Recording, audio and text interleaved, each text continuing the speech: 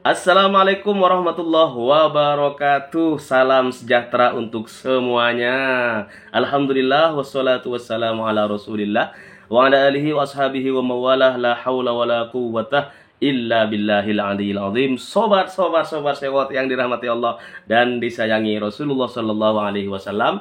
Kita haturkan sholawat dulu. Allahumma sholli ala Muhammad wa ala ali sayyidina Muhammad. Sobat sewot yang dirahmati Allah dan disayangi Rasulullah. Hari ini hari Sabtu tanggal 16 Maret 2024, bangsa Indonesia sedang harap-harap cemas menjelang pengumuman pamungkas KPU secara resmi atas hasil pemilu presiden 2024. Tentunya pada tanggal 20 Maret tahun 2024, 4 hari lagi Sobat Sewot dari sekarang, dari hari ini 4 hari lagi. Oke Sobat Sewot, H-4 rekapitulasi final penghitungan suara nasional Pilpres 2024 oleh Komisi Pemilihan Umum atau KPU selaku penyelenggara pemilu tahun ini setidaknya telah menorehkan sejarah baru dalam perjalanan bangsa Indonesia menuju titik nol demokrasi yang telah diperjuangkan oleh segenap komponen bangsa Indonesia sejak 1998 yang lalu Sobat Sewot. Sobat Sewot, sebelum kita kupas tuntas hasil rekapitulasi suara nasional Pilpres terbaru hari ini, tanggal 16 Maret tahun 2024, sejenak kita intip hak angket pemilu 2024 yang dikabarkan layu sebelum berkembang, Sobat Sewot. Ada apa dengan para anggota Dewan? Ada apa dengan anggota DPR Pusat? Ada apa dengan mereka yang katanya wakil rakyat, Sobat Sewot? Nah, tarik ulur bola panas hak angket yang semula kelihatan sangat tajam di permukaan karena disangkut pautkan dengan proses pemilihan presiden atau Pilpres 2024, hingga hari ini Sobat Sewot santer dibilang omon-omon doang oleh sebagian masyarakat Indonesia. Padahal hak angket telah menjelma sebagai informasi paling menyala pasca tanggal 14 Februari 2024 sesaat setelah pemungutan suara di TPS selesai dilaksanakan Sobat Sewot. Sangat disayangkan tentunya jika hingga hari ini Sobat Sewot hak angket masih berstatus tarik ulur ya. Masih berstatus tarik ulur dan omon-omon.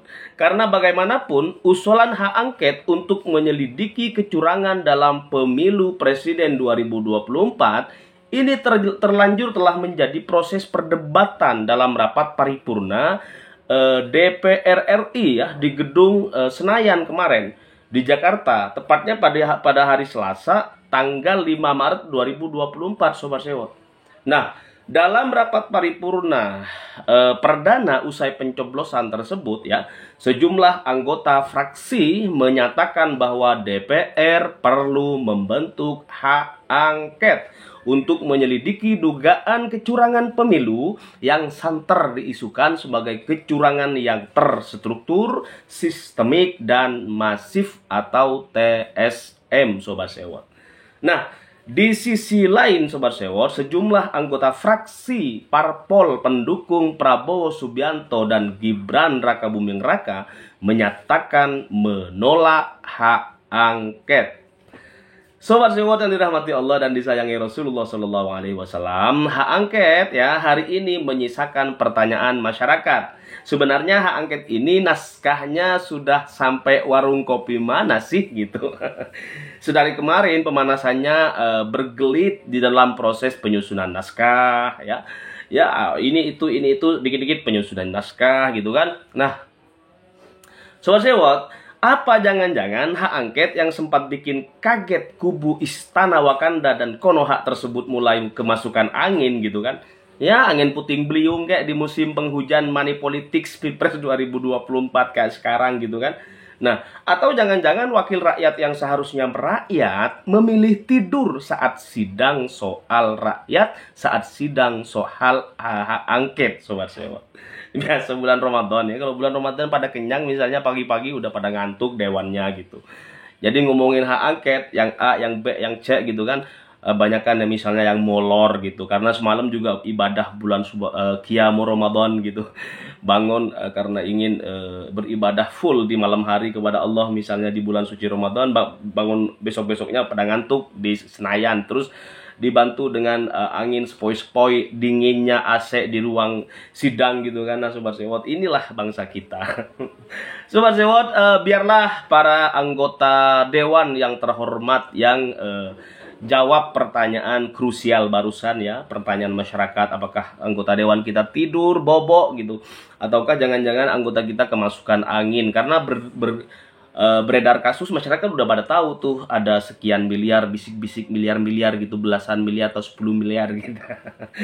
Ini yang kadang-kadang bikin orang sakit perut ya ketika mau ngambil keputusan hak angket gitu. Nah, Sobat Sewot, sebagai wakil rakyat mereka gitu kan, biarlah menjawab keluhan-keluhan masyarakat gitu. Nah, sebagai wakil rakyat juga kekuatan mereka saat ini kembali dipertanyakan Sobat Sewot. Karena kedengarannya anggota DPR di Senayan telah kehilangan kehormatan akibat taringnya patah di jalan.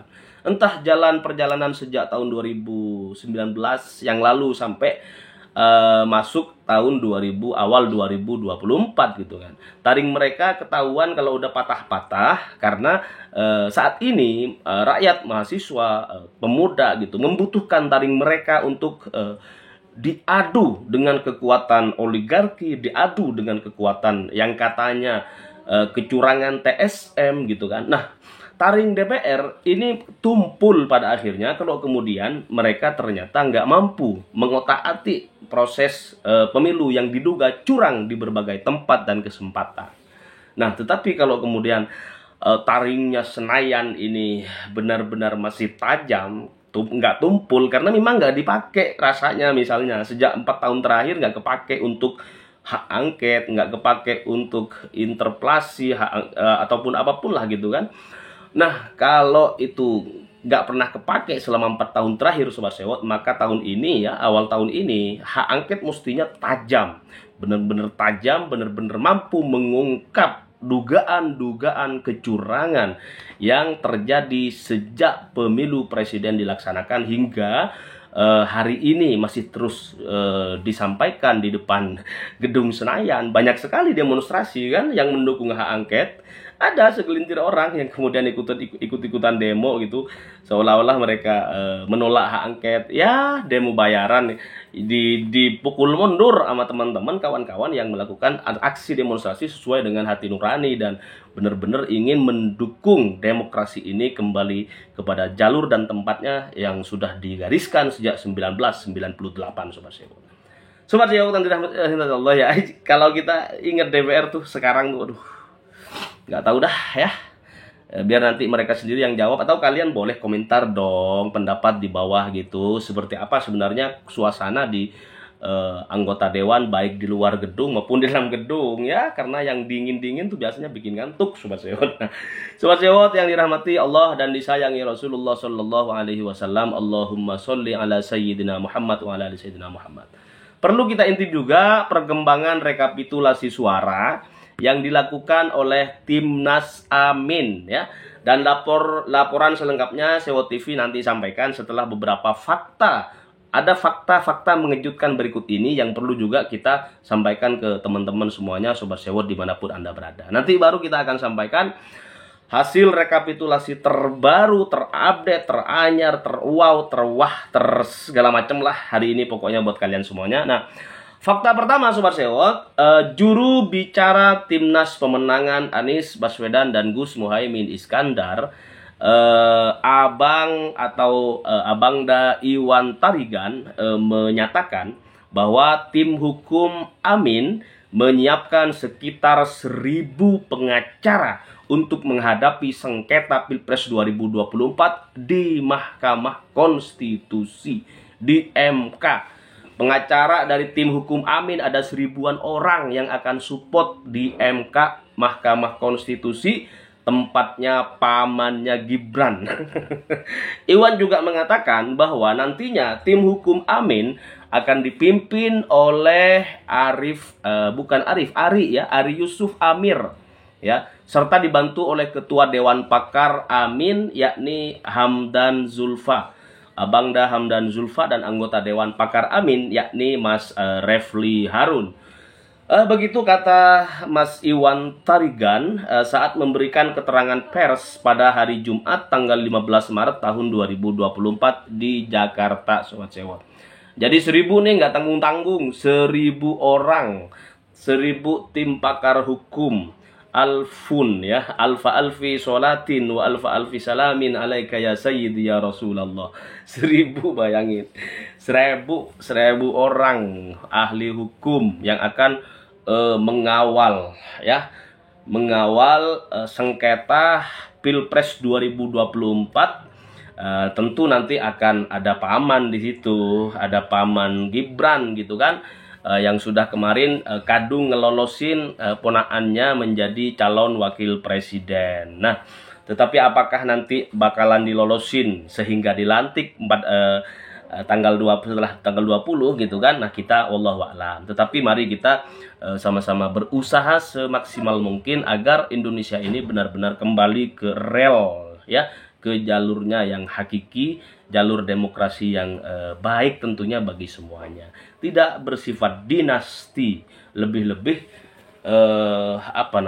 hanya orang-orang tertentu yang pengen nguasain kekayaan bangsa dan negara ini. Wah, aneh banget sih gitu kan, negeri Wakanda banget gitu. Nah, Sobat Sewot, kemudian kita lihat fakta kedua.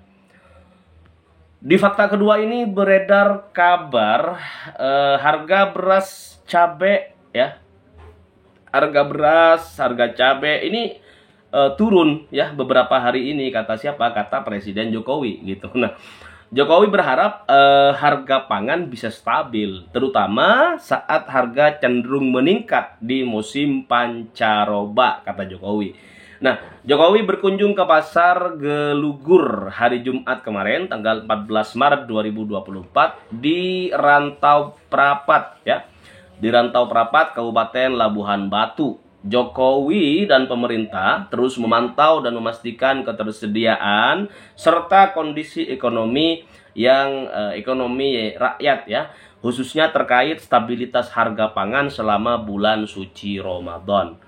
Masyarakat nanya, ya, teman-teman Sewot, Sobat Sewot gitu. Apa pertanyaannya? Apakah harga beras di tempat kalian, ya, tempat kalian tinggal hari ini sudah mengalami penurunan belum gitu? Harga beras, gak usah ke harga yang lain lah, yang paling pokok, yang paling primer gitu kan. Kalau cabai mah kadang-kadang kita kan ada yang suka ngerujak, ada yang enggak, ada yang suka pakai sambal kalau makan, ada yang enggak gitu. Tapi kalau beras ini semuanya pasti kalau makan pakai beras. Ya, pertanyaannya ke beras aja dah, ya, di situ tempat lo tinggal gitu. Beras tuh udah pada turun belum harganya gitu. Jangan-jangan Presiden Jokowi hanya ngomong di satu tempat yang memang udah turun di situ gitu, tetapi belum ke tempat lain yang harganya belum turun sama sekali gitu. Nah, sekarang kalian boleh curhat nih, di mana lo sekarang berada, terus harganya masih naik apa udah turun di situ gitu. Nah, silakan nanti Sobat Sewot sampaikan di kolom komentar. Kemudian Sobat Sewot, kita geser ke fakta ketiga. Ini fakta terbaru terupdate sore ini, 16 Maret tahun 2024 jam 15.00 waktu Indonesia Barat. Mas Anies Rashid Baswedan, calon presiden kesayangan kita semuanya, mengunjungi dan memberikan bantuan kepada warga terdampak musibah banjir, ya. Di mana? Di Nagari Ulakan Pariaman, ya, di Nagari Ulakan Pariaman. Jadi di situ di Sumatera, kita tahu kemarin sampai ada mobil tuh sampai terendam, ya, terendam banjir. Kemudian esoknya setelah kering mobilnya udah nggak bisa ini karena banjirnya tuh udah tanah gitu, ya. Jadi kalau udah keras jadi tanah. Mobilnya tuh separuh, ya, separuh terendam tanah bekas banjir. Nah, banjir yang terjadi ini semoga menjadi satu pelajaran bagi bangsa kita, ya, bahwa musibah itu tidak milih siapa, tidak milih tempat di mana-mana gitu. Bahwa musibah itu tidak hanya melihat baik buruknya sebuah kaum gitu. Jadi yang alim-alim, yang ulama juga kena musibah. Kalau Allah sudah menurunkan musibah di suatu tempat gitu, itu bukan yang maksiat-maksiat saja yang kena gitu, tapi semua komponen masyarakat setempat yang Allah turunin musibah itu kena semuanya. Mau yang hafidz Quran, mau yang yang alim, yang habaib, yang kiai, yang apapun, kalau Allah sudah menurun musibah gitu, itu bukan ukurannya ama pribadi masing-masing kadang-kadang gitu, tetapi lebih kepada iman gitu ya. Kalau masih punya iman, ahasiban nasu ayyutraku ayyaqulu amanna wa hum la yuftanun. Seseorang kalau masih punya iman di hati, ya, iman kepada Allah, iman kepada hari akhir, iman kepada qada dan qadar, iman kepada yang gaib, yang gak kelihatan, yang kasat mata gitu kan, maka sejauh itu pula keimanan kita kepada Allah masih ada di hati gitu, sejauh itu pula Allah akan terus menguji, ya. Jangan sampai bersangka nggak bakalan diuji kalau udah beriman. Wah, justru kalau masih ada iman, ukurannya kalau masih ada iman di hati kita gitu, Allah pasti ngasih ujian. Ya, ahasiban nasu ayyutraku ayyaqulu amanna wa hum la yuftanun. Nggak diuji kalau masih punya iman di hati. Itulah kita sebagai mukmin. Ad-dunya sijnul mukmin wa jannatul kafir. Hidup di dunia ini adalah ujian, penjara bagi kita sebagai seorang yang beriman kepada Allah. Nggak bakalan enak kalau jadi orang mukmin, ya. Nggak bakalan enak, selalu ada ujian. Tetapi nanti enaknya itu di akhirat, ya. Kalau kita iman kepada Allah, nanti enaknya di akhirat, ya. Iman kepada Allah di dunia enak nggak bakalan. Jangan ngarep dah, ya. Kalau kafir, ya oke, orang-orang kafir, wajannatul kafir. Dunia ini seperti surga bagi orang kafir gitu. Nggak perlu syariat, nggak perlu aturan agama yang begini begitu, yang ruwet-ruwet lah gitu kan. Tapi mereka ya nanti di akhirat kelak akan mendapatkan azab dari Allah Subhanahu wa taala. Sobat Sewot, jadi hari ini, sore ini Mas Anies Baswedan mengunjungi lokasi di Nagari Ulakan Pariaman. Musibah kemarin tuh luar biasa. Semoga saudara-saudara kita di sana diberikan ketabahan oleh Allah. Dan untuk teman-teman dari kemarin relawan Anies, ya, ada yang sudah ke sana, kemudian udah menyampaikan sembako bantuan kepada korban musibah banjir di di sekitar Pariaman, ya. Nah, hari ini sekali lagi bahwa Mas Anies Baswedan sudah sampai di sono, dan jadwalnya jam 15 barusan itu memberikan bantuan dan mengunjungi warga-warga yang terdampak musibah banjir di Nagari Ulakan Pariaman. Kemudian Sobat Sewot, jam 17, ntar lagi jam 5, ya, Mas Anies Baswedan dijadwalkan bersilaturahim dan buka puasa bersama di Kota Padang, ya, bareng masyarakat, tokoh dan para relawan di sana. Jadi teman-teman yang ada di Kota Padang, kebetulan dekat, ya, dengan lokasi di Kota Padang, silakan mampir, silakan merapat, karena insya Allah akan diadakan buka bersama Capres Mas Anies Baswedan, ya. Jadi jam 17 insya Allah udah di Kota Padang. Kemudian ada jadwal silaturahim di situ dan juga buka puasa bersama. Ya, bareng relawan di situ dan juga tokoh masyarakat yang kebetulan ada di tempat buka bersama dan silaturahim pada sore hari ini, Sobat Sewot. Kemudian Sobat Sewot yang dirahmati Allah dan disayangi Rasulullah SAW, selanjutnya jam 19.00 waktu Indonesia bagian Barat, Mas Anies Baswedan akan melangsungkan sholat Isya dan Tarawih bersama di Masjid Raya Sumatera Barat, Jalan Khotib Sulaiman, Kota Padang, ya.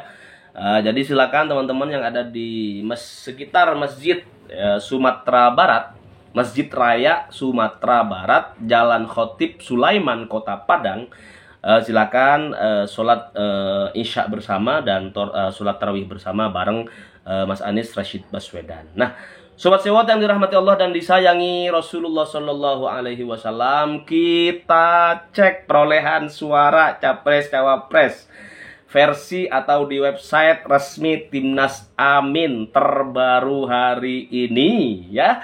Data masuk Sobat Sewot 184.602 TPS. Sekali lagi, data yang masuk yang sudah dihimpun oleh Timnas Amin, yang sudah diverifikasi, sudah benar-benar dicek ulang dan kemudian dilihat secara seksama gitu kan, dan sudah verified bahwa data yang sudah masuk tuh 184.602 TPS. Nah, kita cek perolehan paslon 01 13.867.336 suara, paslon 02 17.415.941 suara, sementara paslon 3 4.924.884 suara. Ini dihimpun dari 184.602 TPS seluruh Indonesia, Sobat Sewot.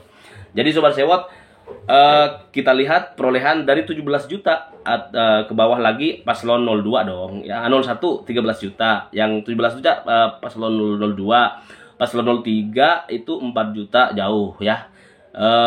Jadi paslon 02 17 juta, paslon 01 13 juta, paslon 03 4 juta lebih ya, sekian lah gitu. Nah, untuk paslon 01 Sobat Sewot, ini 13.867.336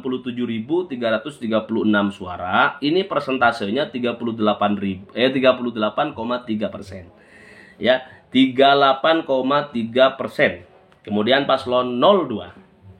Paslon 02 ini 17.415.941. Ini persentasenya 48,1% ya. Kemudian paslon 03 4.924.884 suara, persentasenya 13,6%. Padahal dulu tuh banyak sekali teman-teman yang berharap paslon 03 ini sebagai PDI Perjuangan, sebagai partai yang berkuasa masih di Indonesia, itu diharapkan minimal 25% gitu. Kemudian Mas Anies Baswedan taruhlah misalnya 27% atau berapa gitu. Maka sudah bisa dipastikan kalau suaranya Ganjar Mahfud ini terdongkrak oleh PDI gitu, bisa memperoleh raihan 25%, maka 2 putaran udah pasti berlangsung otomatis Sobat Sewot.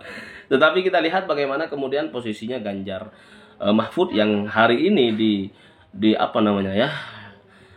di hasil terakhir udah menjelang 4 hari lagi jelang keputusan KPU, ini masih nggak nyampe 20%, 5% gitu. Makanya kemudian posisi Anies Baswedan yang kemudian nanti yang menentukan apakah seperti yang dikatakan oleh Timnas Amin gitu, apakah akan terjadi 2 putaran Sobat Sewot. Nah, jadi sekali lagi paslon 01 38,3%, paslon 02 48,1%, dan paslon 03 13,6% Sobat Sewot. Salam perubahan. Allahumma sholli ala Muhammad wa ala ali sayyidina Muhammad. Assalamualaikum warahmatullahi wabarakatuh.